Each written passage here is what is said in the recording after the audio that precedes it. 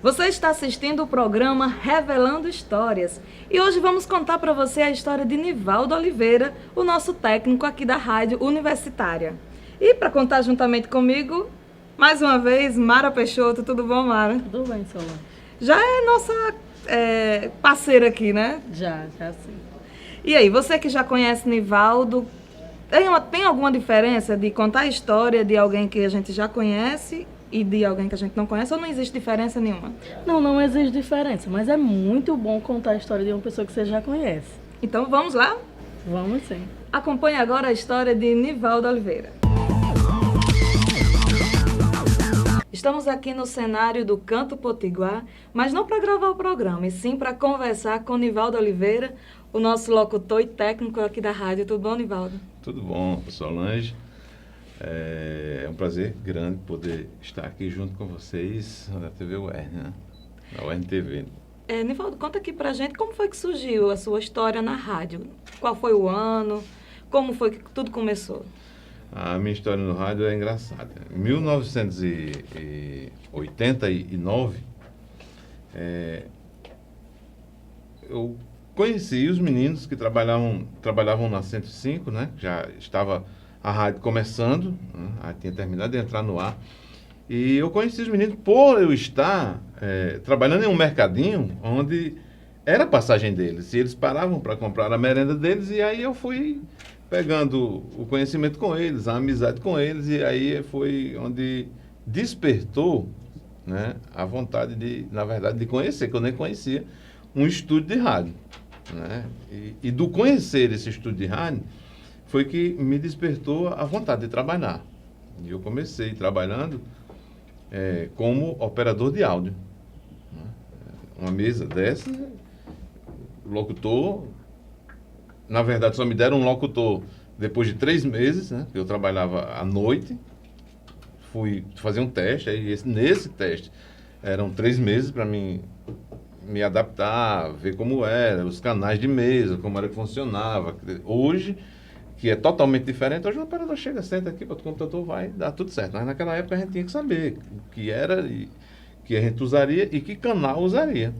Então, esses 3 meses eu trabalhei, por exemplo, manhã, final de tarde e noite. Eu não teria acesso aos locutores, porque já era outro processo de formas diferentes de trabalhar. Então, foi aí onde chegou um dia um dos meninos tirarem férias e eles me chamarem para que eu fizesse esse processo. Passei esses 30 dias de férias e mais 2 meses para me adaptar mesmo realmente como era o rádio. Durante muitos anos, acredito que a sua ligação com o ouvinte ficou mais próxima. Como é? A minha ligação com o ouvinte, ela se estreitou quando eu vou voltar só um pouquinho aqui, quando eu comecei realmente os primeiros passos, foi onde me chamaram para que eu pudesse apresentar um programa no domingo na Rádio Gazeta de Areia Branca. Isso para mim já foi um avanço muito grande pelo fato de eu ir apresentar o programa e eu ir aprender, né? A gente saindo de Areia Branca, saindo de Mossoró para Areia Branca, digamos, 5 horas da manhã, para que 7 horas da manhã eu estivesse lá, na época a estrada era muito ruim e demorava muito chegar em Areia Branca. E terminar esse programa lá de 10 horas da manhã e retornar para Mossoró e chegar aqui de 1 hora da tarde praticamente, né? Quer dizer que era um programa muito pequeno, mas a viagem estressante. Mas eu fui, Dona Maria Emília, que é a diretora do Jornal Gazeta, e ela abriu esse espaço através de Enio Ticiano, que tinha um conhecimento uma ligação muito forte com eles, com ela e com o Cândido Queiroz. E aí deu certo, a gente foi. Eu acho que eu passei na faixa de 1 ano fazendo esse programa. Depois fiz um teste na Rádio Difusora. Esse teste da Rádio Difusora, acho que eram acho que eram mais de 100 pessoas fazendo esse teste. Eu passei. Fiquei muito pouco tempo, né? Nesse espaço todo que eu estou falando, eu era operador da 105, né? E nesse espaço eu tive uma experiência muito grande ao passar na Rádio Difusora, justamente a ter esse acesso com o ouvinte, né? E os profissionais que eu estava ali com eles, principalmente nessa parte de jornalística, né? Redação. Eu estava ali com a Aglaí. Na época, a Aglaí era a mais considerada jornalista de Mossoró, né? Conhecida, né? Tem Givanildo Silva apresentando. Givanildo era um show apresentando um noticiário, né? O disco jockey da época era Silvio Filho, quer dizer, eu estava ali numa escola. O pouco tempo que eu passei ali foi uma escola muito grande, porque quando eu fui realmente pro ar, eu me pautava neles, né? E aí o ouvinte chega para que a gente possa voar realmente, né? O ouvinte é o avião do rádio. Então a gente voa realmente quando a gente envolve o ouvinte, e foi onde a rádio chegou e acreditou e disse, não, você a partir de hoje vai ter um programa. Aí, Já teve algum assim que mostrou interesse de lhe conhecer pessoalmente? vários. O ouvinte ele tem essa curiosidade, né? Porque se encanta com a voz, Se né? encanta Quer com a saber. voz e quer saber, quer conhecer. Ele acha que... Ele acha não, ele realmente começa a fazer parte da sua vida, né? Ele está ali todos os dias, ligando para você, falando com você, e chega a hora que ele quer ir lá. E Se torna um amigo, né? Ele encara o... É mais que um amigo, né? Na verdade, o ouvinte ele faz parte de você realmente. Sem ele, você não existe. E antes da rádio, quais são as suas experiências que você já teve profissionalmente? Antes do rádio, eu não tive nenhuma experiência profissional. É como eu falei, eu trabalhava num mercadinho, né? Embalando feira, cortando carne, cortando frango, ajudando uma coisa e outra nas várias, nos vários afazeres que tem dentro de um supermercado. Entregar feira, né? Entregar bujão, esse tipo de coisa, né? E eu não tinha uma experiência profissional, né? A minha experiência foi totalmente pautada dentro do rádio. Aí foi onde chegou o Amor Sem Fim, um programa que foi um programa que fez realmente a divisão entre minha vida pessoal, profissional, né? Aquele programa em que chega e que você lhe dá... Ele chega e impõe a você, você vai ter que fazer isso. Não, eu quero fazer isso. Não, mas você não pode. E você não tem mais o que dizer. Uhum. Você tem que fazer aquilo. Então, era um programa que era ditado pelo ouvinte, realmente. O ouvinte era o que o ouvinte queria. É um carinho muito grande que eu tenho por Nivaldo, a nossa amizade, o nosso companheirismo mesmo, de equipe e tudo mais, as conversas. É uma pessoa que eu quero muito bem, que levo para o resto da minha vida. E sou muito feliz por ele não estar mais na 105 hoje comigo, mas eu estou feliz por ele estar aqui comigo na Rádio Universitária, na UERN TV. Estamos juntos sempre, todas as manhãs aqui, dividindo muita alegria, muita experiência e muito trabalho, graças a Deus. Já que você falou aqui sobre a sua experiência conosco, né, assim, desse acompanhamento, como é para você ser um experiente, né, na locução de rádio, hoje está passando esse conhecimento também para nós que somos alunos? Solange, assim, é bom, massageia o ego, acima de tudo. Um profissional sem ego, ele não é profissional, porque ele tem que ter o ego, e que esse ego seja massageado, mas com uma certa cautela, né? Para que ele não possa subir a cabeça. E ter a oportunidade de estar presente no laboratório de áudio, no laboratório de rádio, no laboratório de comunicação, poder ajudar os alunos a desenvolverem os seus conhecimentos, é mais que um pagamento para mim, é mais que ser profissional. Para mim é algo que eu não vou esquecer nunca na minha vida, porque além da minha experiência que eu levo para vocês, eu recebo de vocês também, alunos,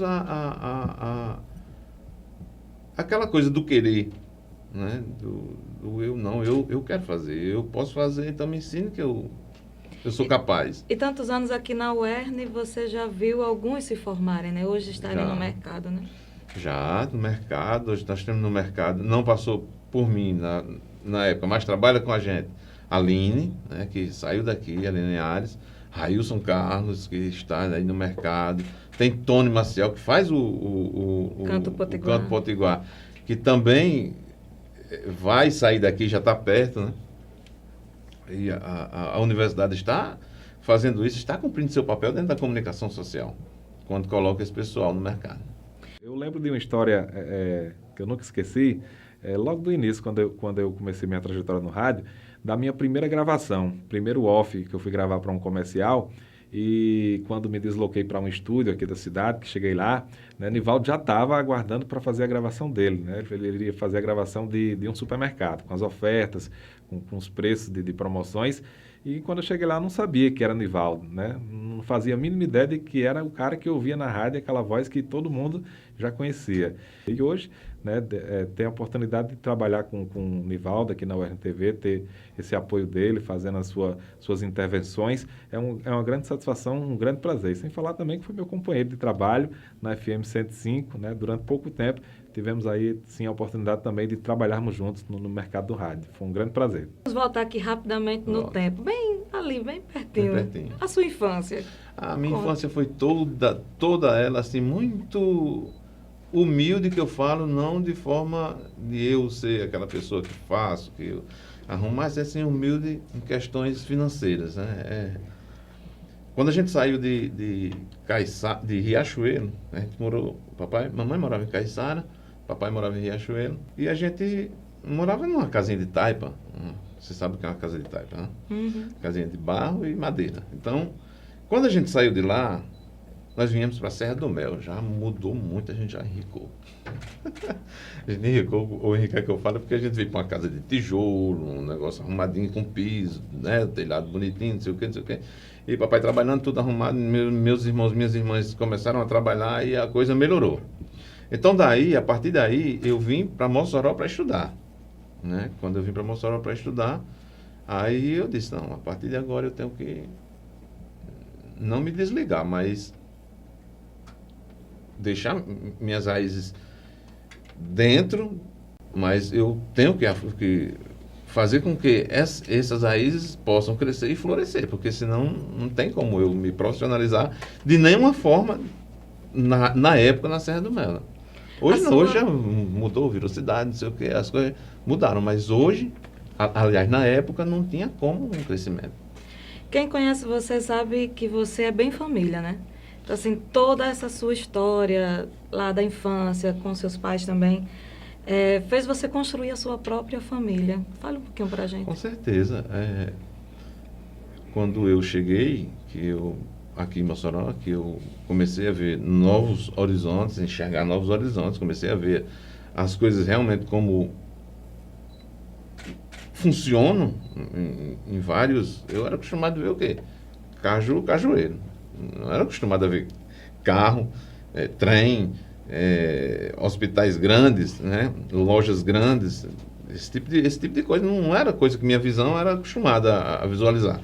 Então, quando eu cheguei aqui, eu vi realmente que a coisa era diferente e que eu teria que mudar o meu modo de viver. Foi aí onde eu comecei a ver o mundo diferente.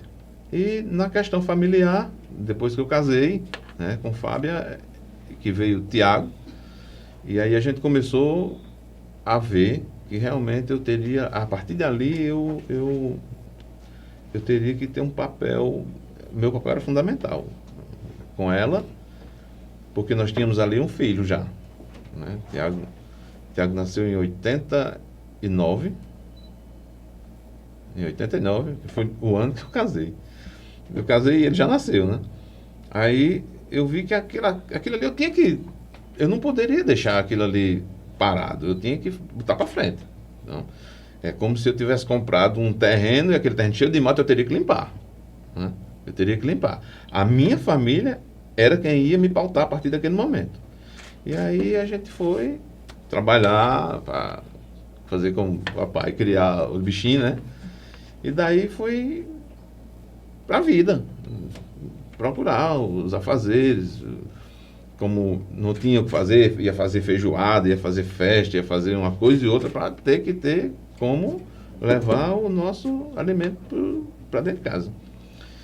E a sua ligação com a igreja? A minha ligação com a igreja se dá pelo fato de a gente perceber, em certo momento da vida, que a igreja ela vem para a nossa família, para a nossa vida, como uma coluna protetora, né? Isso, independente de que religião seja, que você pratique, a igreja está como uma coluna protetora ao seu lado, para que você possa se edificar nela e a partir dali você ter uma família próspera, né?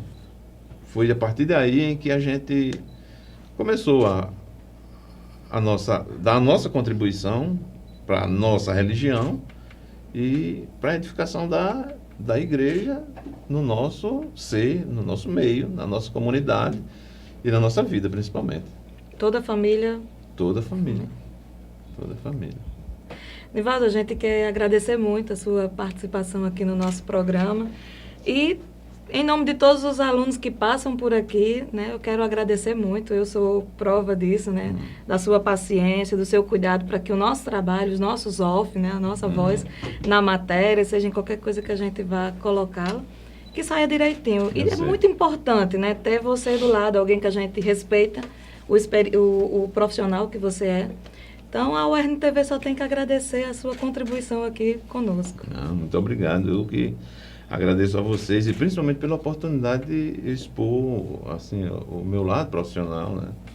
O meu lado comunicativo, né? Da comunicação social, onde é uma coisa que eu gosto, que eu vou morrer fazendo isso.